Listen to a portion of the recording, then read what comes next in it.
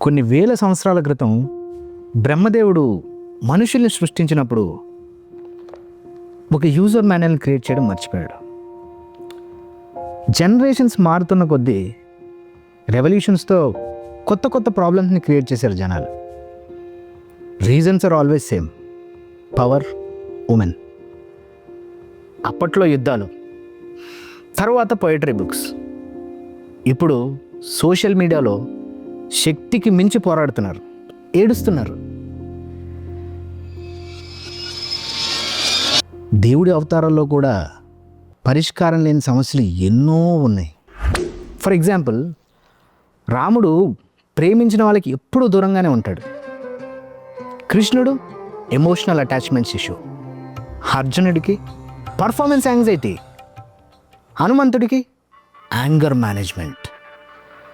For suppose, నువ్వు బాగా respect చేసే నీ ఫ్రెండ్ వైఫ్ని ఎవరైనా కిడ్నాప్ చేసి లంకలో పెడితే నువ్వు వెళ్ళి ఆ లంకని తగలబెట్టి వస్తే ఎలా ఉంటుంది తెలుసా? That is the problem. So problems are not errors, they are features unique to individuals. ఏ రెవల్యూషన్ వచ్చినా it can't remove problems. Maybe it might make your life easy, అంతే. మనకు నచ్చింది చేసినా, మనం ఎవరైనా చెప్పింది వినకపోయినా, మన పేరెంట్స్ దేవుడికి దండం పెట్టుకునేవాళ్ళు, పిచ్చోళ్ళని ఊరు నుంచి వేసేవాళ్ళు ఊరు వాళ్ళు. కానీ ఇప్పుడు అందరూ నా దగ్గరకు వస్తున్నారు. Time changes. So if you are confused, bored, hopeless, horny, angry, ఏదైనా సరే, you are always welcome. We're open 24/7. The therapist.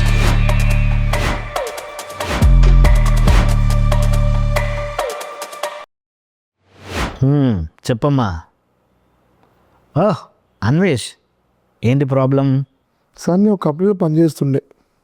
అక్కడ చాలా శ్రమదోపుడు జరుగుతుంది. మనకు దక్కాల్సిన గౌరవం, విలువ, పైసలు ఏం దక్కట్లే అని బ్యాంకులో లోన్ తీసుకొని ఓన్గా కంపెనీ పెట్టుకున్నా.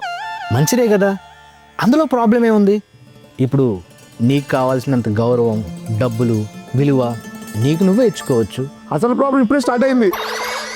నేనేదో నా చిన్నగా కంపెనీని గ్రో చేసుకుంటుంటే ఒక క్లయింట్ వచ్చాడు. కలిసి గ్రో అవుదాం అన్నాడు. 50-50 షేర్ అన్నాడు. ఇదేదో బాగుంది అని చెప్పి కష్టపడి ఆ ప్రాజెక్ట్ని సక్సెస్ చేస్తే, తీరా ప్రాజెక్ట్ సక్సెస్ అయిన తర్వాత మా బావే నాకు ఇన్వెస్ట్ చేస్తా అని చెప్పి నాకు ఎంత పెద్ద మొక్క పెట్టి అది వెళ్ళిపోయాడు. శుభమస్తు. నేనేం చేసా చెప్పండి?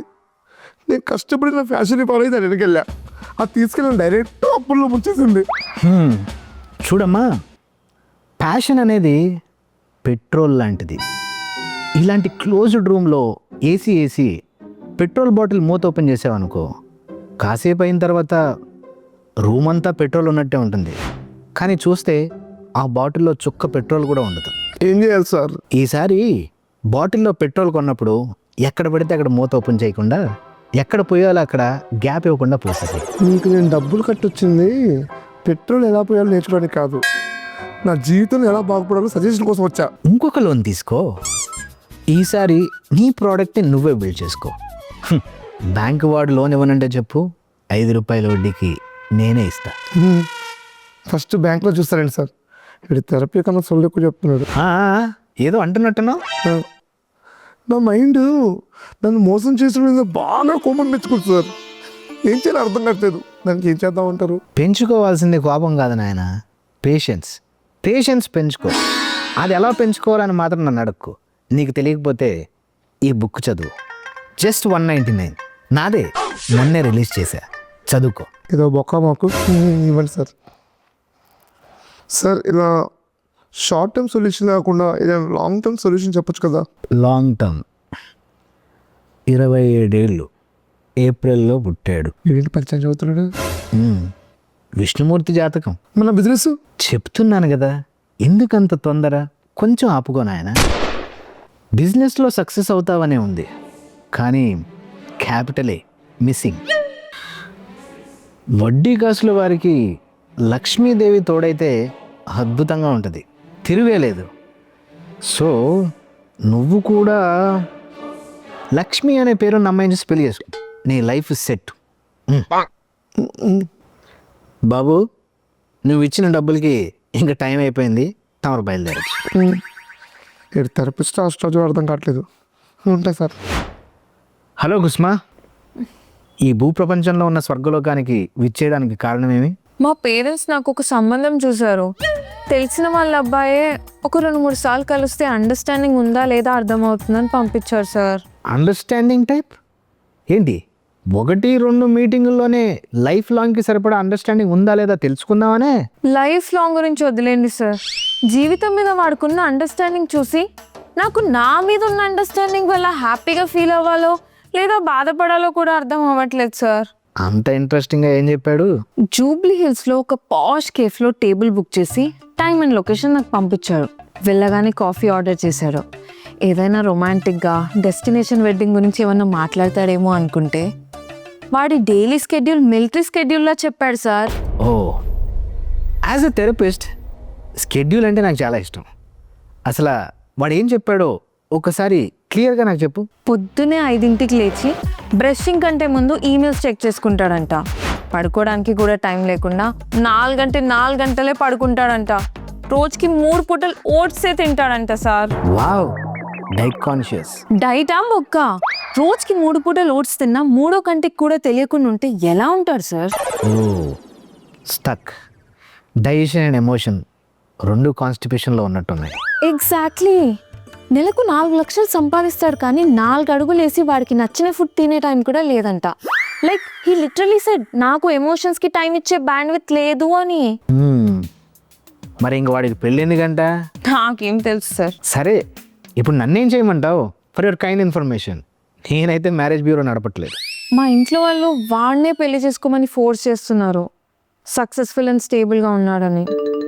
వాడి లైఫ్లో ఒక ఫర్నిచర్ లాగానో లేదా వాడి గూగుల్ క్యాలెండర్లో ఒక స్కెడ్యూల్ మీట్లానో ఉండిపోతానేమో అని భయంగా ఉంది సార్. I what it.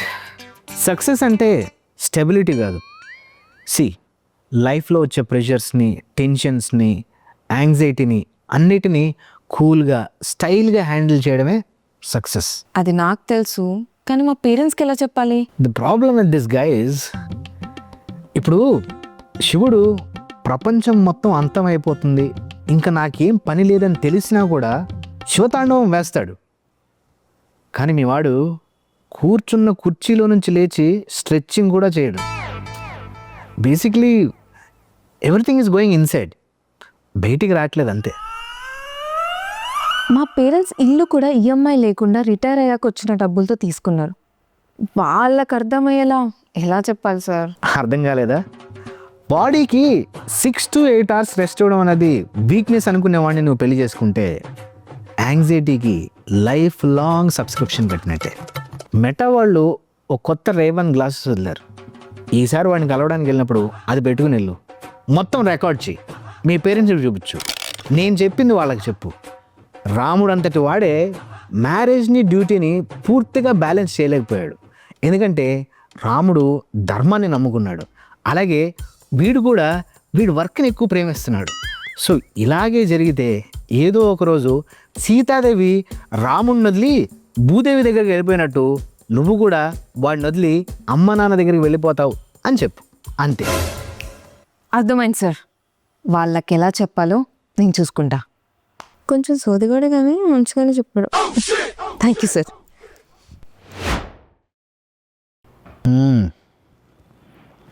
ఇంత టైంలో వచ్చాడంటే ఖచ్చితంగా తాగే వచ్చి ఉంటాడు.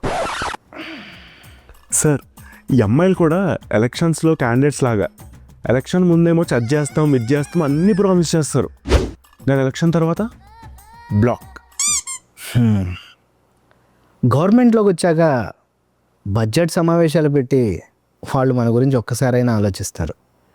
కానీ అమ్మాయిల రిలేషన్షిప్లోకి వెళ్ళాక వాళ్ళ మూడ్ స్వింగ్స్ని, ట్యాంట్రమ్స్ని హ్యాండిల్ చేయడానికే సరిపోతుంది. అరే, ఆ మూడ్ స్వింగ్స్ తక్కువలేక ఏదో ఫ్రెండ్స్తో 2 పెగ్గులేసి వస్తే అదో రచ్చ, నాకు తాగేవాళ్ళంటే ఇష్టం ఉండదు అని మోసాలు చేసి, అబద్ధాలు ఆడి, అన్ని చోట్ల బ్లాక్ అయిపోయాక ఫోన్పేలో కూడా మెసేజ్ చేస్తారు కదా, ఐఎమ్ సారీ బేబీ అని గిల్ట్ ఫీల్ అవగా. వాడు గ్రీన్ ఫ్లాగ్. ఇలా నిజాయితీగా చెప్పేవాడు రెడ్ ఫ్లాగ్. నిజాయితీగా ఉండి నీకు గుర్తింపు రావాలంటే నువ్వు చచ్చిపోవాలి. బతుకున్నంత వరకు నీకు యాటిట్యూడ్ అని అంటారు. నేను తెలిసిన ప్రతి అమ్మాయి you have to control your habits, లేదంటే I can't be with you అంటుంది. అరే if I control my habits, ఆ అమ్మాయికి నాకు వ్యత్యాసం ఏముంటుంది? ఎగ్జాక్ట్లీ. ఈ కంట్రోల్ అనేది అమ్మాయిలకి అస్త్రం లాంటిది. బాడీకి మేకప్ వేసుకున్నట్టే మైండ్కి కూడా మేకప్ వేసుకోమంటే ఎలా కుదురుతుంది? కుదరదు. ఏం చేస్తాం? కానీ ఏ మాటకు ఆ మాట, మేకప్ వేసుకున్నా వేసుకోకపోయినా అమ్మాయిలు చాలా అందంగా ఉంటారు. సార్ నేను ఆ విషయంలో అగ్రీ చేస్తా. ఎవరో చెప్పినట్టు నేను స్త్రీని కాదు, స్త్రీ జాతిని ప్రేమిస్తాను. I love that quote. Nice. అవును, ఇంతకీ నువ్వు మొదటిగా ప్రేమించిన అమ్మాయి ఎవరు? మా అమ్మ సార్, ఆబ్వియస్లీ. అదేం క్వశ్చన్? ఇప్పుడు నువ్వు ఇంతలా తాగుతుంటే మీ అమ్మ ఏమందా? మేము నీతో ఉండము, నువ్వు మాతో మాట్లాడవు, దాని తాగుడు అలవాటు ఉంటే ఫ్యామిలీ డిస్ట్రాయ్ అయిపోతుందని చెప్తుంది సార్. ఇప్పుడు నీ ఫ్యామిలీతో నీకు రిలేషన్షిప్ బాగానే ఉంటుందా? నేను ఇలా తాగడానికి రీజనే ఫ్యామిలీ అని ఆమెకి ఎలా చెప్పాలి సార్? ఓహో, ఫ్యామిలీ ట్యాంట్రమ్మా. నైస్. పోనీ నేను ఐడియా ఇవ్వనా ఎలా చెప్పాలి అని? ఈ ఏజ్లో వాళ్ళకి అది చెప్పి ఇంకా ఇబ్బంది పెట్టడం ఎందుకులేండి. కానీ are you married? No, I'm self aware. నేను దాన్ని హ్యాండిల్ చేయలేనని నాకు తెలుసు. అందరూ మొదట్లో హ్యాండిల్ చేయగలనని అనుకుంటారు. ఒకవేళ అలా హ్యాండిల్ చేస్తే, అన్నీ అలా జరిగితే ప్రపంచంలో ఇంత గోల్ ఎందుకుంటుంది?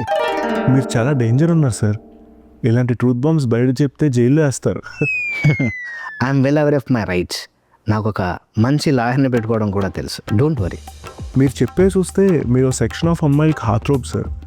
Healing, trauma, philosophy, astrology. Wow. నాకు తెలుసు. అందుకే నా ఫుల్ కంటెంట్ అంతా నీలాంటి వాళ్ళ దగ్గరే. అలాంటి వాళ్ళ దగ్గర ఓన్లీ రియల్ కంటెంట్.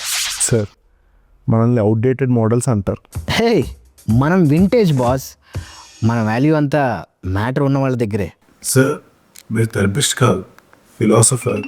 తమ్ముడు, ఒక 120 ml వేసిన తర్వాత నిజం కూడా పొయిటిక్గానే అనిపిస్తుంది, కానీ అది నిజం కాదు.